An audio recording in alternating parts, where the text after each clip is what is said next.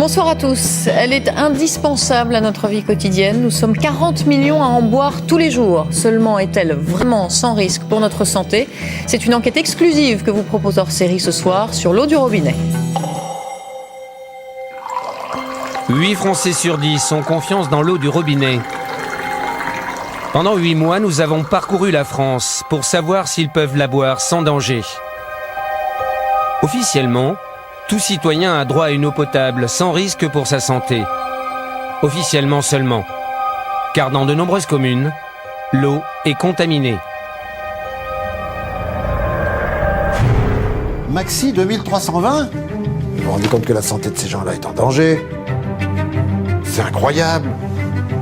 Vous avez envie, vous, d'avoir une maladie d'Alzheimer? Mais pas moi.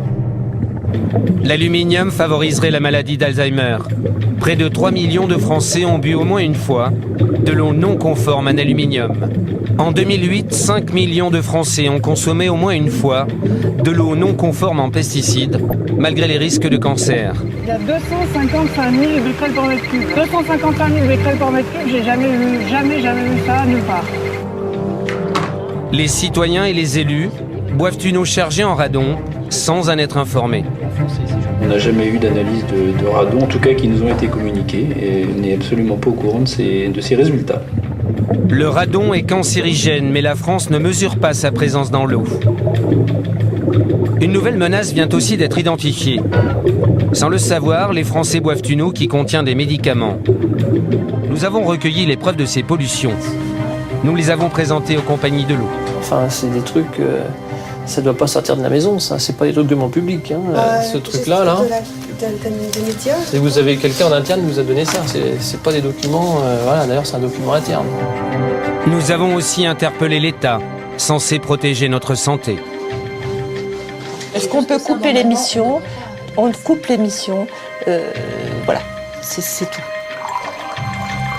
40 millions de Français boivent régulièrement l'eau de leur robinet. Plongés à nos troubles dans ce produit alimentaire et ses poisons cachés. Nous vous proposons un numéro exceptionnel de Capital Terre. De moins en moins d'eau et de plus en plus polluée. À cause de nos façons de produire et de vivre. La moitié de l'humanité boit une eau de mauvaise qualité. Avoir de l'eau potable qui coule au robinet, c'est un vrai miracle que l'on oublie trop souvent. Savons-nous vraiment quelle eau nous buvons aujourd'hui et quelle eau nous boirons demain? Mais avant d'être distribuée à notre robinet, l'eau va devoir passer par une usine très spéciale.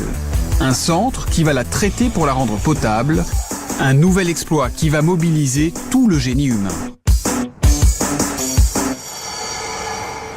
À l'issue de tout ce processus, l'eau est dépolluée, bonne à distribuer au robinet. Cette eau, captée dans la nature, est toujours plus dégradée par de multiples pollutions. Des pollutions qui durent depuis longtemps, comme celles dues aux industries de toutes sortes. Il y a celles qui se sont aggravées au fil du temps, comme les pollutions agricoles dues aux engrais et aux pesticides déversés massivement. Mais il y a surtout une nouvelle pollution. Dans notre eau, si vitale pour nous, on retrouve des traces de médicaments. Soyons clairs, nous sommes tous à l'origine de cette pollution. Nous absorbons en moyenne 48 boîtes de comprimés par an et par personne. Quand nous les ingérons, notre corps en évacue une partie par les voies naturelles lorsque nous allons aux toilettes. Ces eaux usées chargées de résidus médicamenteux vont alors se retrouver dans un circuit insoupçonné, entraînant sur leur passage des réactions en chaîne que personne n'avait prévues. Et c'est au cœur même de la nature, dans les rivières, que les premiers effets sont constatés par de drôles de pêcheurs. Ce sont des scientifiques de l'INERIS, un grand centre de recherche public. L'objet de leur étude, les poissons qui vivent dans les eaux où l'on a trouvé une forte concentration de résidus médicamenteux. Sur cette image-là, on a un autre cas de figure de poisson intersexué, avec une intersexualité sévère, avec sur la partie haute du testicule, donc de l'organe reproducteur mâle, et sur la partie basse de la coupe, des ovocytes, donc des œufs, qui sont caractéristiques des ovaires, donc les organes reproducteurs femelles. Et pourtant, toute cette pollution n'aurait jamais dû se retrouver dans les rivières. Une fois utilisées, nos eaux sales, issues notamment des toilettes, sont évacuées. Mais avant d'être rejetées dans les rivières, ces eaux chargées entre autres de nos médicaments seront traitées. Ce sont des stations d'épuration qui vont les filtrer. Nous avons voulu tester le vrai pouvoir filtrant d'une station d'épuration. Nous y sommes procurés 2 échantillons d'eau. L'un en entrée de station, l'autre en sortie. Une fois que l'eau est nettoyée et va être rejetée dans la rivière. Objectif, vérifier la présence des 20 molécules médicamenteuses les plus utilisées en France dans l'eau prélevée. Et surtout, savoir si la station d'épuration les retient avant de rejeter l'eau. Pour l'équipe d'Alain Franco, les résultats sont sans appel. Les résidus médicamenteux qui rentrent dans la station, en sortie, sont retrouvés. Ils ne sont pas éliminés. Des analyses inédites pour ce responsable. Sa station n'en fait jamais de ce genre, et pour cause.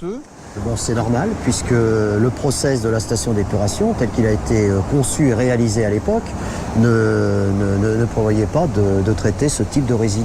Ça veut dire que votre station d'épuration n'est pas équipée pour, elle ne sait pas lutter contre ces résidus médicamenteux? Aujourd'hui, non. Non, elle n'a pas été conçue pour, et comme la majorité, c'est pas spécifique à Rouen. D'ailleurs, c'est pour toutes les stations, la majorité des stations d'épuration en France. Pas d'obligation, pas d'équipement, et aucune norme établie pour limiter la présence de médicaments dans l'eau. Ainsi, les 19 000 stations d'épuration en France peuvent continuer de rejeter chaque jour, en toute légalité, tous ces résidus dans la nature. Ces résidus de médicaments que l'on retrouve dans l'environnement peuvent-ils aussi se retrouver dans notre eau du robinet?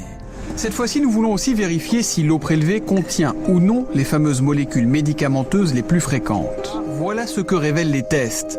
Sur les médicaments recherchés, les analyses confirment la présence de l'un d'entre eux, bien connu de tout le monde, du paracétamol, présent par exemple dans le Doliprane.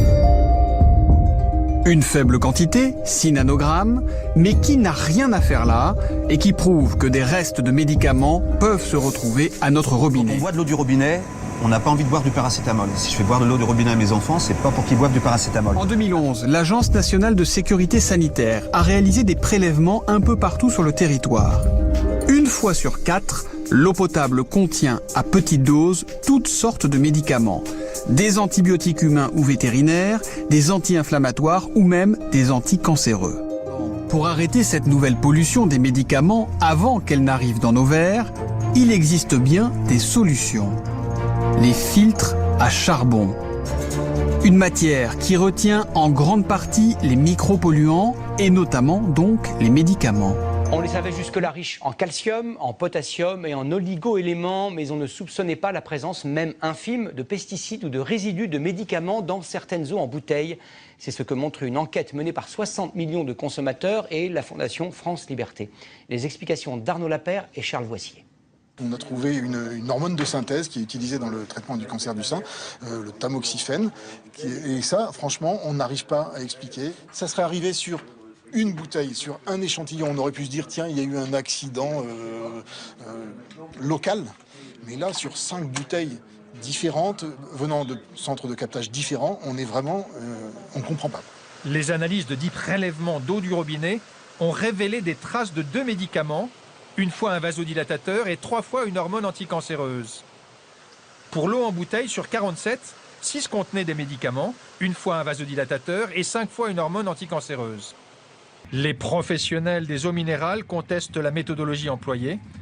Ils affirment avoir effectué des contre-expertises et des contrôles réguliers, mais sans jamais détecter la moindre trace de médicaments. L'autre grand problème à la fin du cycle de vie dans la bouteille, c'est bien sûr l'élimination. 80% aboutissent dans les décharges où elles resteront des milliers d'années, ou alors dans des incinérateurs où leur combustion dégage des pollutions toxiques et consomme de l'énergie. Le reste est collecté pour le recyclage. L'eau va devenir de plus en plus chère. Les bouteilles, effectivement, c'est vraiment pas une solution. On n'aura plus d'autre choix dans les prochaines décennies et déjà dès aujourd'hui que de traiter l'eau au point de consommation.